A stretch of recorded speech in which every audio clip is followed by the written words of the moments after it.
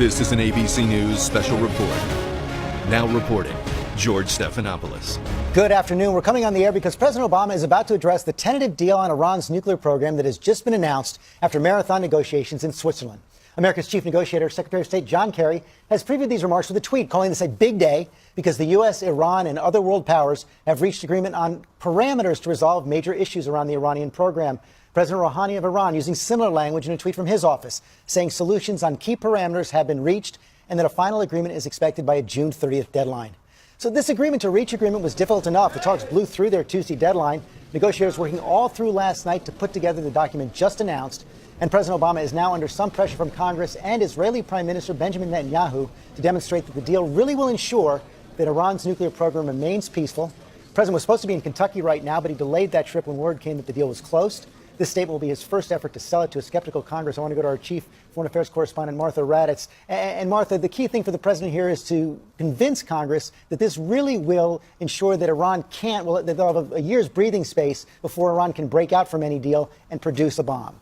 And they agreed on that in what we have seen so far, George. It appears that Iran has agreed to that breakout period, how soon they could build a bomb right now is between 2 and 3 months. The U.S. wants that to be at least a year. Iran has, again, apparently agreed to that. But there are not too many specifics about that agreement. And I'll go back to you here, George. Because here comes the president right now. Good afternoon, everybody. Today, the United States, together with our allies and partners, has reached a historic understanding with Iran, which, if fully implemented, will prevent it from obtaining a nuclear weapon. As President and Commander-in-Chief, I have no greater responsibility than the security of the American people.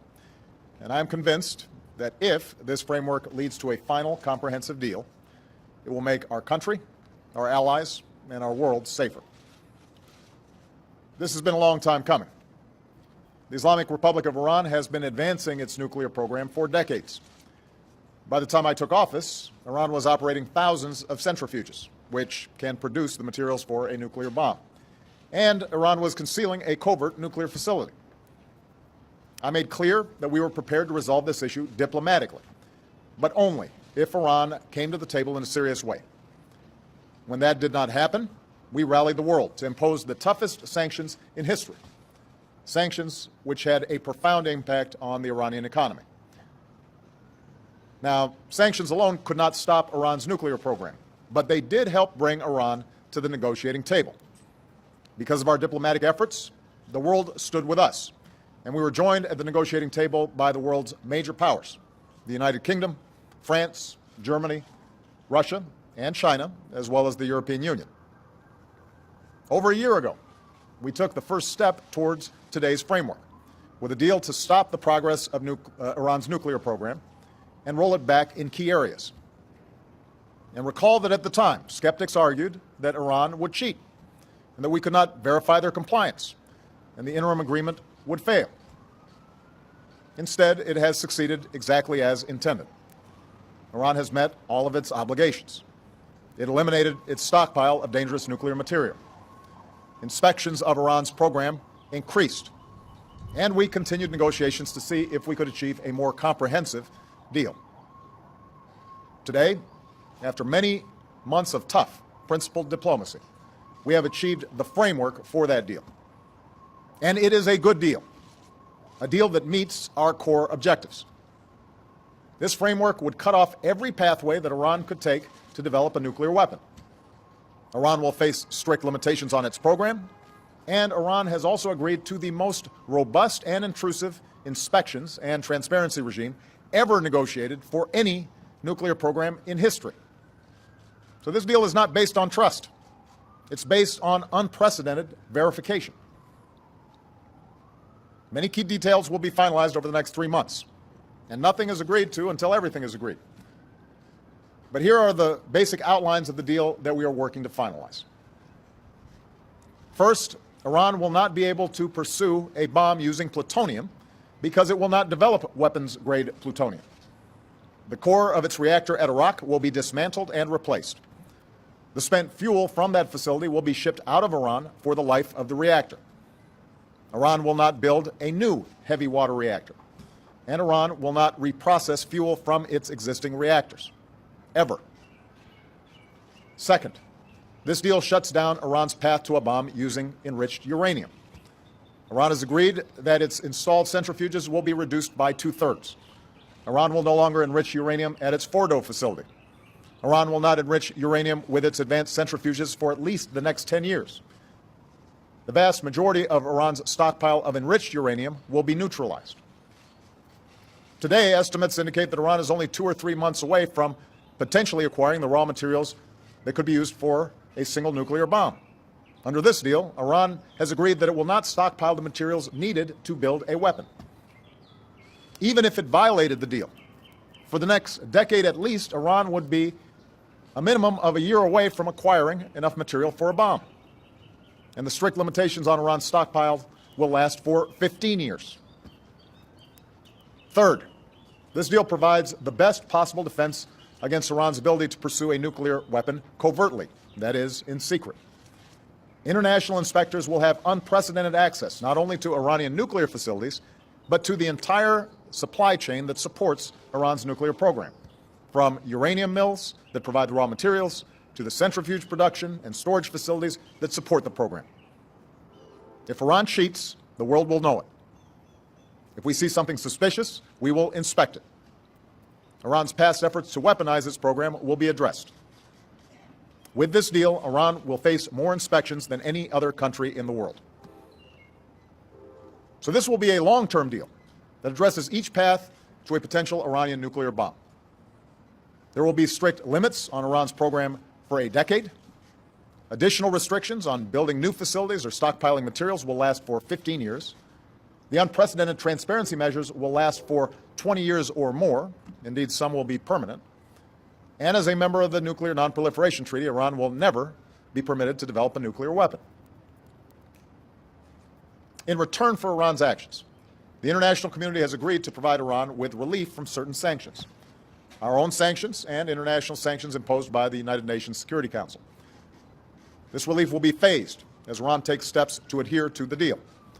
If Iran violates the deal, sanctions can be snapped back into place. Meanwhile, other American sanctions on Iran for its support of terrorism, its human rights abuses, its ballistic missile program, will continue to be fully enforced. Now, let me reemphasize, our work is not yet done. The deal has not been signed. Between now and the end of June, the negotiators will continue to work through the details of how this framework will be fully implemented, and those details matter. If there is backsliding on the part of the Iranians, if the verification and inspection mechanisms don't meet the specifications of our nuclear and security experts, there will be no deal. But if we can get this done, and Iran follows through on the framework that our negotiators agreed to, we will be able to resolve one of the greatest threats to our security and to do so peacefully. Given the importance of this issue, I have instructed my negotiators to fully brief Congress and the American people on the substance of the deal. And I welcome a robust debate in the weeks and months to come.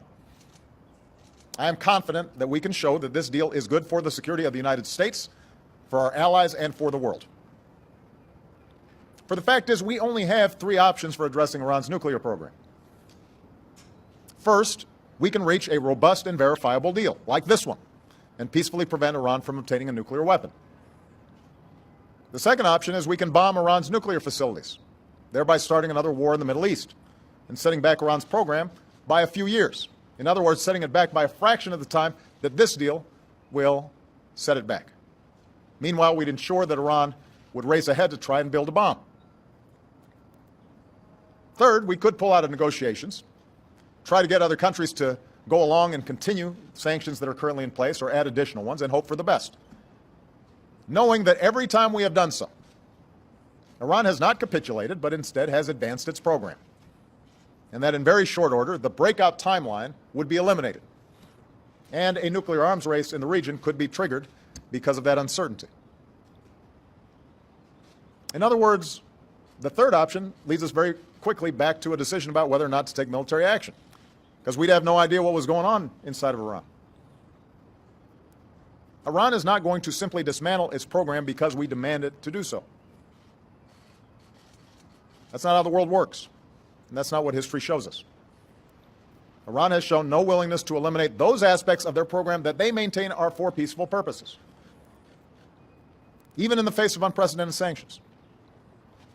So should negotiations collapse because we, the United States, rejected what the majority of the world considers a fair deal, what our scientists and nuclear experts suggest would give us confidence that they are not developing a nuclear weapon, it's doubtful that we can even keep our current international sanctions in place. So when you hear the inevitable critics of the deal sound off, ask them a simple question. Do you really think that this verifiable deal, if fully implemented, backed by the world's major powers, is a worse option than the risk of another war in the Middle East? Is it worse than doing what we've done for almost 2 decades with Iran moving forward with its nuclear program and without robust inspections? I think the answer will be clear. Remember, I have always insisted that I will do what is necessary to prevent Iran from acquiring a nuclear weapon, and I will. But I also know that a diplomatic solution is the best way to get this done and offers a more comprehensive and lasting solution. It is our best option by far. And while it is always a possibility that Iran may try to cheat on the deal in the future, this framework of inspections and transparency makes it far more likely that we'll know about it if they try to cheat. And I or future presidents will have preserved all of the options that are currently available to deal with it. To the Iranian people, I want to reaffirm what I've said since the beginning of my presidency. We are willing to engage you on the basis of mutual interests and mutual respect. This deal offers the prospect of relief from sanctions that were imposed because of Iran's violation of international law.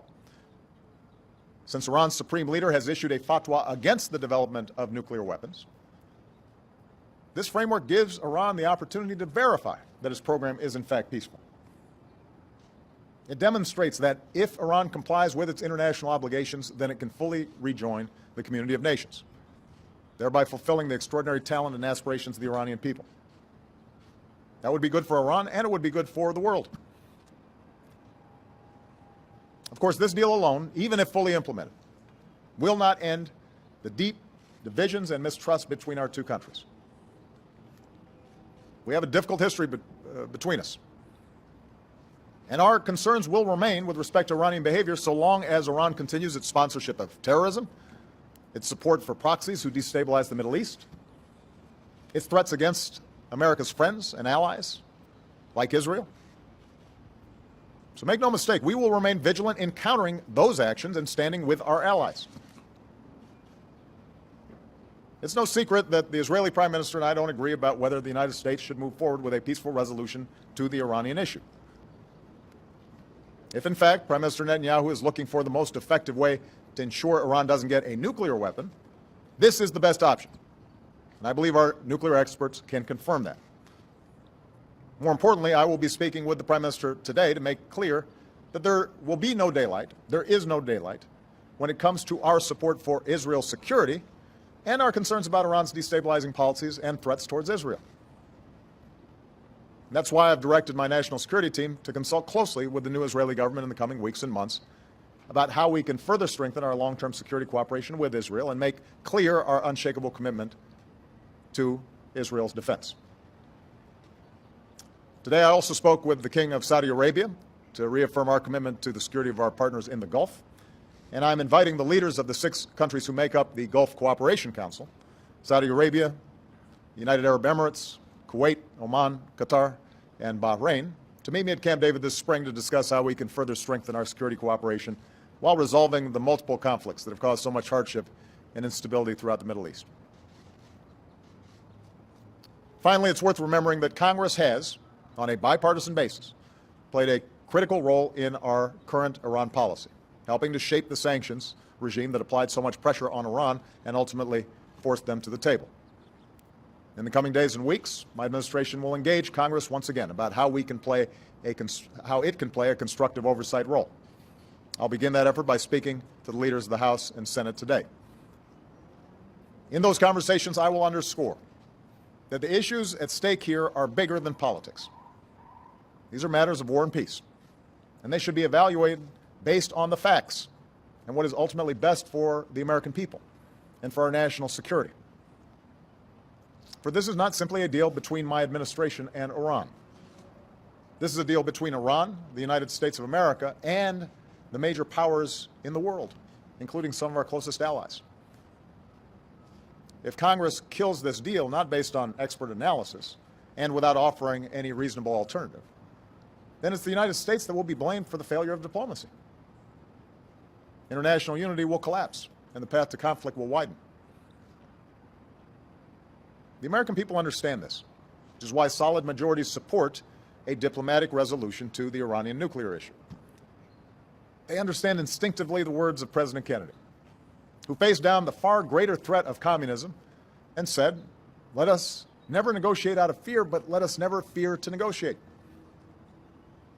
The American people remember that at the height of the Cold War, presidents like Nixon and Reagan struck historic arms control agreements with the Soviet Union, a far more dangerous adversary, despite the fact that that adversary not only threatened to destroy our country and our way of life, but had the means to do so. Those agreements were not perfect. They did not end all threats, but they made our world safer. A good deal with Iran will do the same. Today, I'd like to express my thanks to our international partners for their steadfastness, their cooperation. I was able to speak earlier today with our close allies, Prime Minister Cameron and President Hollande and Chancellor Merkel, to reaffirm that we stand shoulder to shoulder in this effort. And most of all, on behalf of our nation, I want to express my thanks to our tireless, and I mean tireless, Secretary of State John Kerry and our entire negotiating team. They have worked so hard to make this progress. They represent the best tradition of American diplomacy. Their work, our work, is not yet done, and success is not guaranteed. But we have a historic opportunity to prevent the spread of nuclear weapons in Iran, and to do so peacefully, with the international community firmly behind us. We should seize that chance. Thank you. God bless you. God bless the United States of America. President Obama, with a forceful defense there of this tentative agreement on preventing Iran from getting nuclear weapons, the president saying it's an historic understanding and that if it holds up, and he did have a big if there, if it holds up, it will lead to a safer world because he says it will cut off every single pathway that Iran has to a nuclear weapon, taking away their ability to get nuclear weapons through the use of plutonium, by enriching uranium, or also doing it in a secret way, because he says that Iran will now be subject to the most severe and extensive inspection regime of any country in the world. The president also calling out the critics of this agreement, saying that anyone who's against it will have to ask themselves the question, is it worse than another war in the Middle East? The president specifically saying he would talk to Israeli Prime Minister Benjamin Netanyahu later today. I want to go to Martha Raddatz, our chief national security correspondent. And Martha, the president with a big defense there saying, of course, the work is not yet done. And he's got some work to do convincing Congress that this deal really can hold up. Meanwhile, the Iranians also will have to go back and convince hardliners in their country that the sanctions really will be lifted.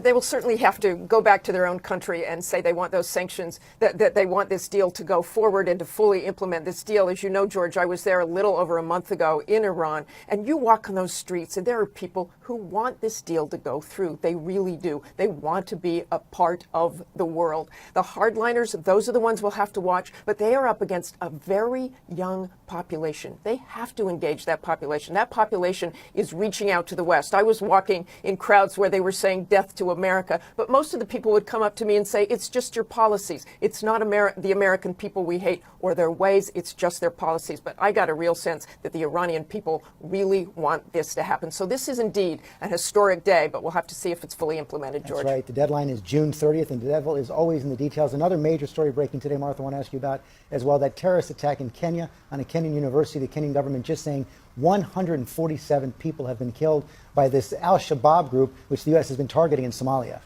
We've been targeting them for a long time, George. This is just an extraordinary number, 147 people. I think there are only about 800 students on that campus, so you have about a quarter of that campus killed in this. As far as we know so far, was only a handful of gunmen, 6 to 8 gunmen armed, came at 5 o'clock this morning. A lot of the students were still sleeping, and they separated Muslims and non-Muslims. They asked people what religion they were. Are you Muslim or are you Christian? And if they were Christian, if they were non-Muslim, Muslim, they would shoot those students. And of course, throughout the campus, they were shooting wildly as well. Horrific attack. A lot of news breaking today. There'll be full reports on World News Tonight with David Muir. Until then, I'm George Stephanopoulos in New York. Have a good day. This has been a special report from ABC News.